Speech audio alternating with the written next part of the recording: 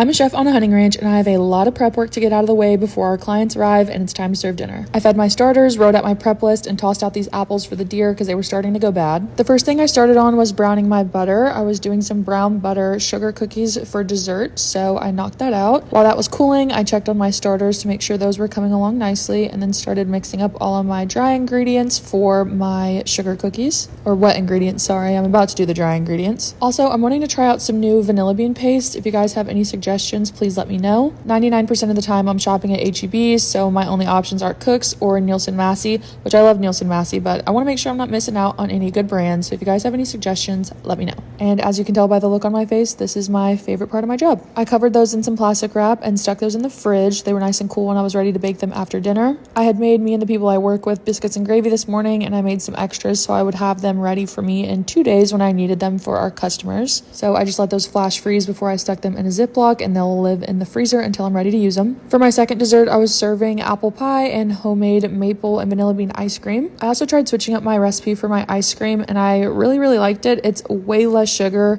I just used the honey and maple syrup to sweeten it. I tempered in my egg yolks and then got everything back on the stove to cook it up to temperature before I strained it into a separate bowl, covered it, and then got it in the fridge. Even watching this video back, I still have no idea how that happened. That ice cream base will hang out in the fridge until tomorrow when I actually churn it and freeze it. Next, I started making just a regular white rustic loaf of bread. I wanted to serve this with my Italian tortellini soup that I was doing for dinner tonight. Also, I have obviously so many recipes that I want to share with you guys. I'm just not sure the best way for me to do it yet. Obviously, coming out with a cookbook is a really big goal of mine, but until then, I don't know if I should do a website, if I should sell my recipes individually, or what I'm really leaning towards is a digital cookbook. It's not going to be perfect since I would be doing every aspect of the digital cookbook myself, but that way I'm able to share multiple recipes with you guys at once. Please let me know if any of those are good ideas or bad ideas, or if you have an entirely new suggestion. I'm open to anything. This is that gallon bag I was talking about in one of my other videos that I keep all my veggie scraps in, and once it fills up, I'll make some chicken stock with it.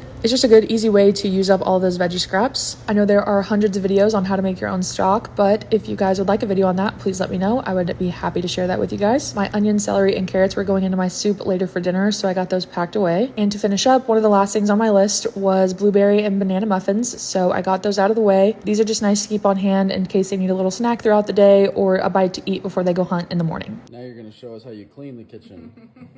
Action.